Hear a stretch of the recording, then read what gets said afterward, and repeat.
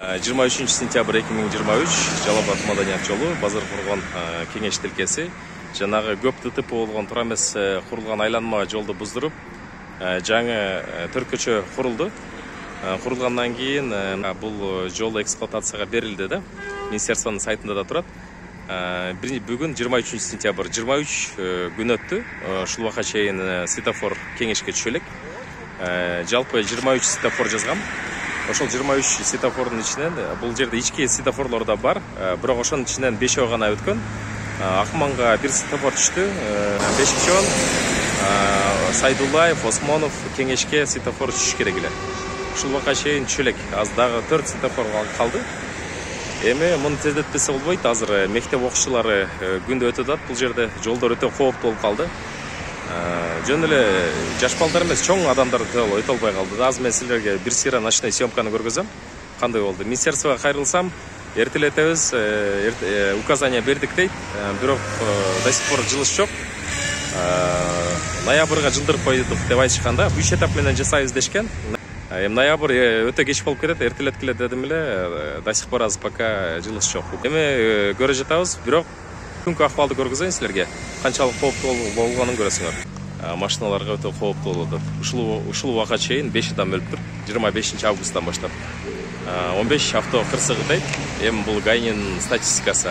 Мындай алып карасак, андан көп. Эми мына азыр карагыла. Мисал катары көргөзүп берем. Кечки съемка. Мына жерде бизде аялдама бар да, остановка. Юрттун алдында. Бул жаңы курулган.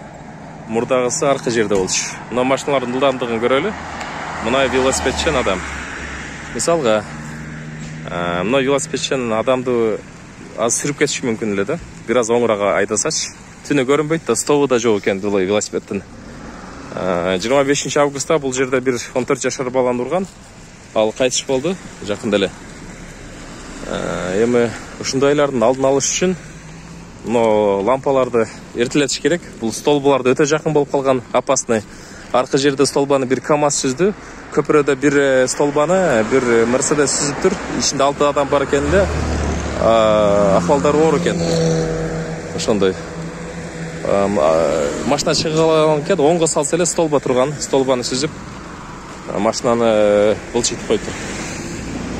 Тугандар, мына эгерде столбанын артында машина турган болсо, мисалга, же адам өтүп бараткан болсо, жанчылып эле калмак да. Булар проектти карап атканда, муну салып атканда кандай башы менен ойлонду билбейм. Деп мына банкрот жула кеткен дурбай. Сындыра кетти. Сынган столбалар.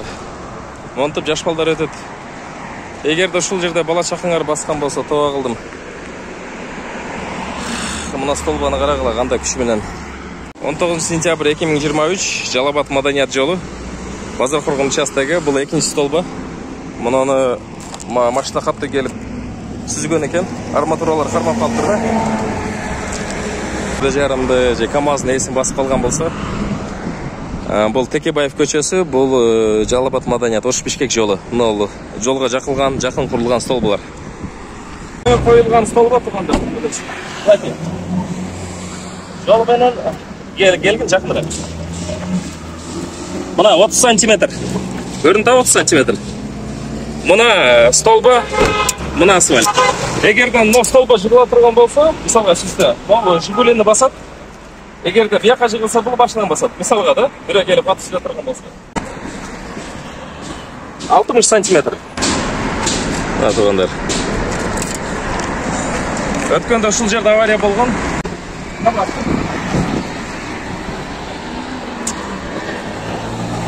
КАМАЗ чыгып турат, 30 сантиметр. Мына арт жагы батпай турат. Обочина кыска, жетишпейт. Перекресток жудан алсырак болду. Ортасын көрүнөт, жолго токтоп атат. Мына столбадан качып каттап атат да. Столбай.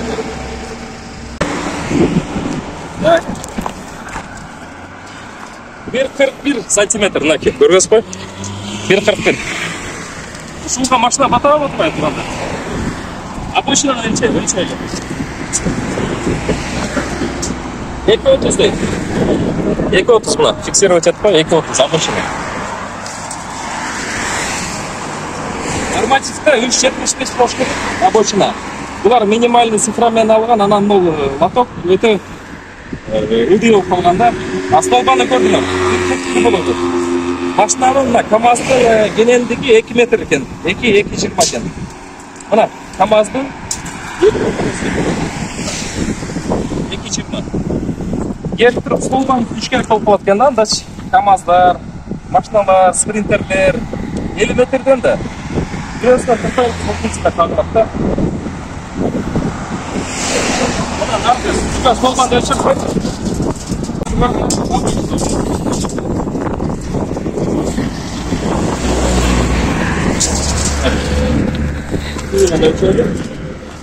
Bir 1.60 ekan. Servo set qo'ydim. 1.60.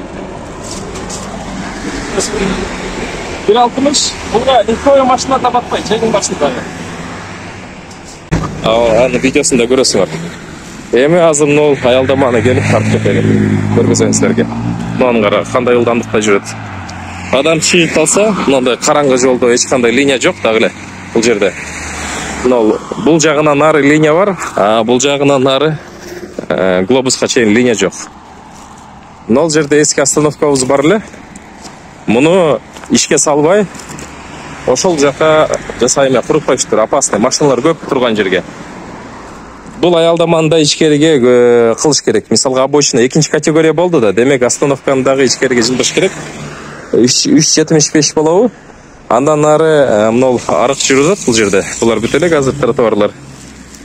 Мына биздин эски аялдама. Бул жака азыр адам отурбай калган. Ар ким келип мына зара кылат бул жака. Ичкерide дагы орун бар аркасында.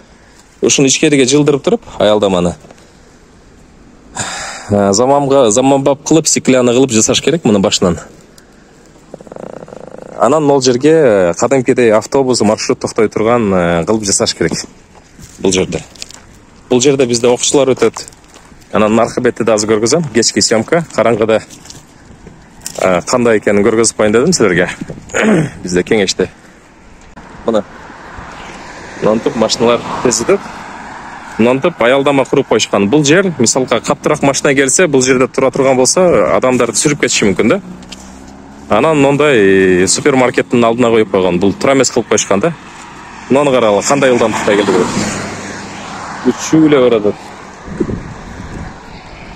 Мына тарафта бизде мындай столбаларды коюп койгон, өтө жакын. Рекламасын да коюп коюптур бул жерге. Муну сүзсө кыйратат, жанында эгерде кафеге түшсө, кафени басат. Машина турса, машиналарды басат. Адам өтсө, адамдарды басат. Тоо кылдым мен. Муну ичкериге коюш керек эле да. Бул жерде 3,75 чыкпайт, 1,90 чыгат. Муну мен өлчөгөм, кийин видеодон көргөзөм. Мына 2, мына 3,75 болгондо 1, 2, 3, 75 ушул жерге келиш керек эле, мына бактарактын жанына. Анан кобрасын узартып, ушул жака лампа коюп койсо, мол жерге КамАЗ, анан жеңил машиналар токтогонго шарт түзүлмөк да. Тарактар, мынакей. Мына трасса.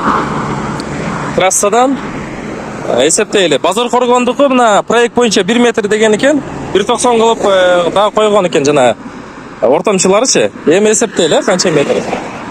Так, 1, 2, 3, 4, 5, 6, 7, 8, 9, 10 метр экен. Мына электр линия өткөн эмегеле столбага чыракты коюп коюптур мынакей. Ушуну эле 2 чыракты кылып, бирөөнү ылдыйга, бирөөнү бул жака кылып кайрып койсо болот да, жолго. Мына катар кылып эле коюп кетиштир. Мынакей, бүт эле ошондой катар менен. Анан тротуарды бул жака жасаш керек. А бул жерде мына тандыр, башка мындай кафелер бар, буларды алдырыш керек. Ушул убакка чейин бүтүрөк. 3 этапка ноябрга чейин бүтүрөбүз деп айтышты. Муну да көрөбүз, мына обочинага чыгып калган машина. Бул токтойн десе, бул жакта жар бар. Орун жок токтогонго. Мисалга, мол жерге машина батпайт да. Айла жок, мынтип мына чекеге турат. Артынан мындай каттуу КамАЗ келе турган болсо, бул токтой албайт. Бул аз кеминде бир 90да барат бул. Айла жок турат мына. Токтош керек болсочу, аварийный токтойт, башка болот. Мына мыналарды алдырыш керек бүт. Ушул жака тротуар жасаш керек. Мына ысыкнан бүт астын кетириш керек. транспорт министрінің сөзі бар.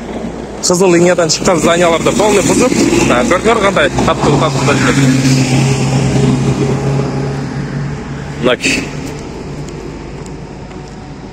Бұзып, мынандай зданияларды қызыл линиядан шыққан өзінің зданияны құрып, анан өз арендаға береміз дегенде, шындай.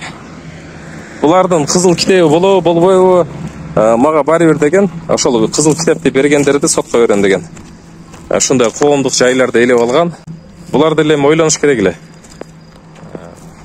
Шындай елдің жерін алып алсам қандай болот, құсыры урбай ушылардың депчи. Қараңғы бұл жерде.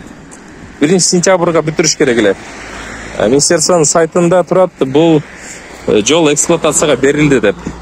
Мына жол берилди, бирок караңгыда, до сих пор караңгы, светофор да жок. Мынтип барак. Мол жерден балдар өтөт, мол жерде тизилип калат машина күндүзү. Скорость. 19 сентябрь 2023. Машиналардын потогун көрүп кандай? Мына.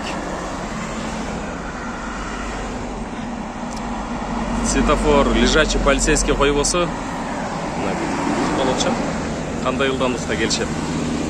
Мына азыр Бишкек тараптан келеткан, Базар Коргон, Кеңеш. Жалал-Абад маданият жолу. Мына пешеходдор.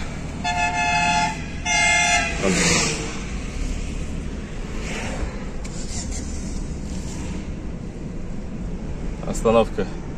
Остановканы жылдырыш керек бұл жаққа.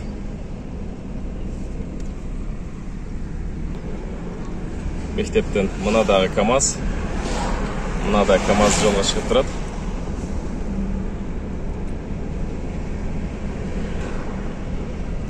Мына орыс мектептің жанына светофор қойыш керек бұл жерге. Мына жерде жаш балдар шығады.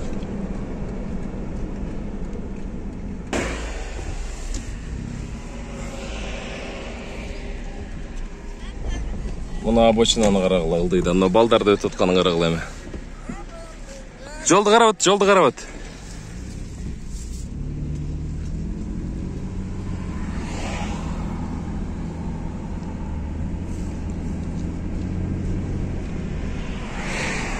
Мына балдарын өткөн.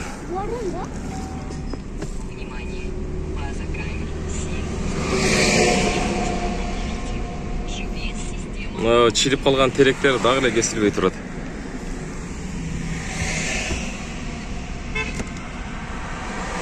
Ушул жерге да пешеход керек.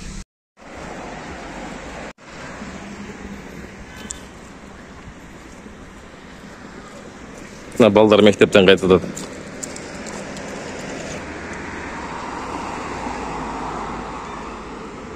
Арслан боп. Хош. КамАЗды көрдүңөрбү? Обзор. Кокустан чыга калса, көрбөй калышы мүмкүн да. Ушинтип обочина эгерде нар жакта болгондо, бул риск болбойт да. Азыраак болот болсо дагы. Мындайды өтө опасный.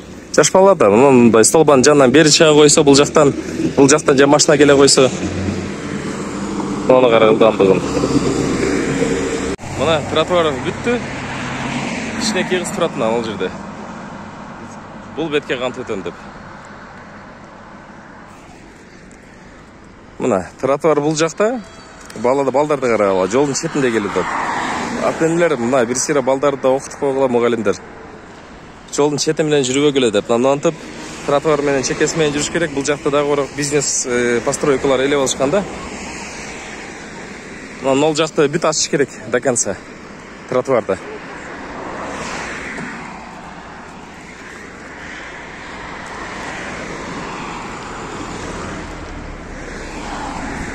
Шекеге жыл. Нары жыл, нары. Бека жыл қылай. Нары жыл. Тротуар мен бас, ары. Көрдің машиналар қандай тез келді. Антып тротуарлары пачақталып жатады. Антып. Нол жері келіп, тоқтап қалған.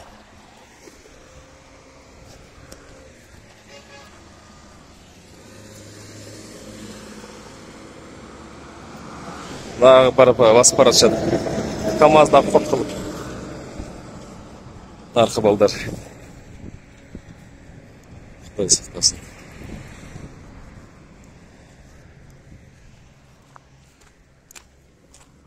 Тротуарлар, ордунда машиналар турат.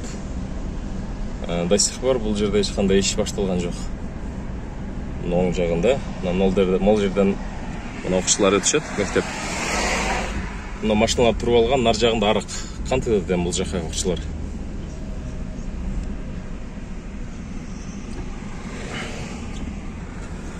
Бүтеле ошондой. Мынантип караңгы. Мында каттылдандыкта машиналар жүрөт.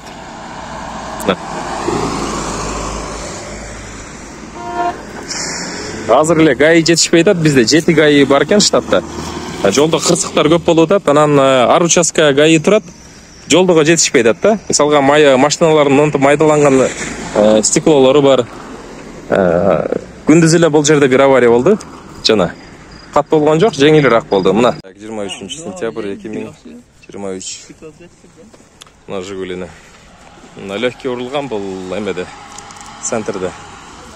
Светофор чөлекте дагы. Обочина. Тротуар. Мына коомдук жайлар, эленген жерлер. Мунун артынан ачыш керек тротуарды.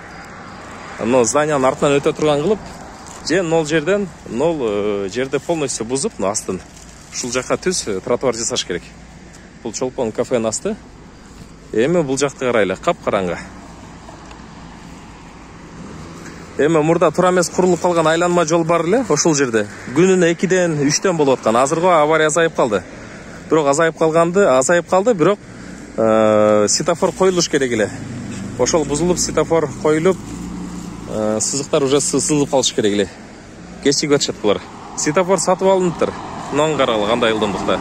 Сатып алынганы менен нол жака машина түшүп кетиши мүмкүн. Эч кандай белги коюлган эмес. Яма бар депчи, караңгыда. Сатып алынганы менен коюлган жок. Тездетпесе болбойт. Указания бердик дейт, указания бергени менен жылыш жок. 23 күн өттү. Биринен баштап. Нол жерге бизге 2 метрлик лежачий полицейский керек. Генендиги. Анан юртан алдына. Орус мектептин алдына керек. Анан Осмонов, Сайдуллаев, лежачий полицейский эменин ролун аткарат да, круговойдун ролун аткарат. 2 метрлик. Эл аралык жолу деп айтып атышат, койгону болбойт дейт. Эл аралык жол болсо анда нол шаарды аралабай, чеке башка жол менен жүрүш керек да. Раз шаар менен жүрүп атабы, демек шаардын законуна баш ийиш керек. Мынакей. Столболор өтө жакын. Мына көрүп атабыз. Аркы жерде бир КамАЗ ошол жерде сүзгөн столба. Бул азыр да күздө, кыш келе элек. Мынантип жолдун четине туруп алышкан алар. Мына наркы матизди алып карасак, токтойн десе, столба бар, эшикти ачыш керек да, расстояние керек. Наркы маршрутта көрүп атасыңар артында. Өтө эле ошондой.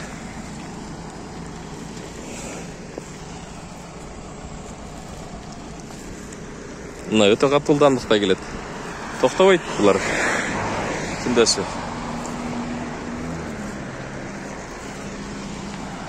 Азыр мен адам өтүп баратат деп, булар токтобойт экен. Мына кара маргать атат. Токтобойт. Каякта токтойт?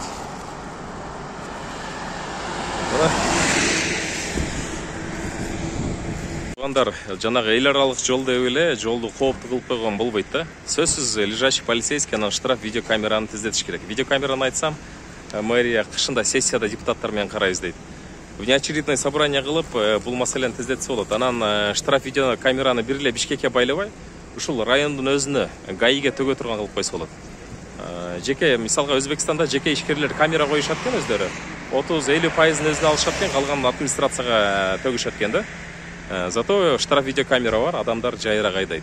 Азыр населенный пункт, мисалга, Акмандадагы светофор коюлду, бирок 3 токтосо, 1 токтобойт да. Сөз ал жакка лежачий керек. Анан штраф видеокамера керек. Бүт ошол тизип салыш керек болот штраф видеокамераны. Местный бюджеттен министерстводан муну эртелетпесе болбойт. буга чейин экинчи категория болгон эмес да, мынчалык жол кенен болгон эмес азыркыдай. Эми экинчи категорияга ылайык дейин десең дагы бар жогу ылайык эмес. Өзү экинчи категория сплошной 15 метр болуш керек эле. Булардыкы населенный пункт 15 метр, анан не населенный пункт 9-10 метр болуп калганда. Карагыла, кандай ылдамдыкта жүрүп атышат мына КАМАЗдар. Булар азыр тормоз берсе, кеминде бир 100 метрге барат да. Мына жерде бир Арапай деген кишибиз кайтыш болду. Мына ГАИ келип турар ошол жерге. ГАИ экен, жок ГАИ эмес экен. Арапай деген кишини насмерть сүзүп кеткен.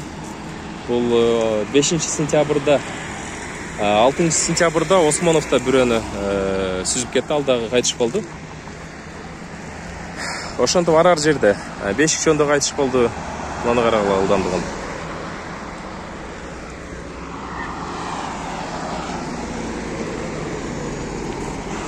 Мына түнкү съемка керекпи?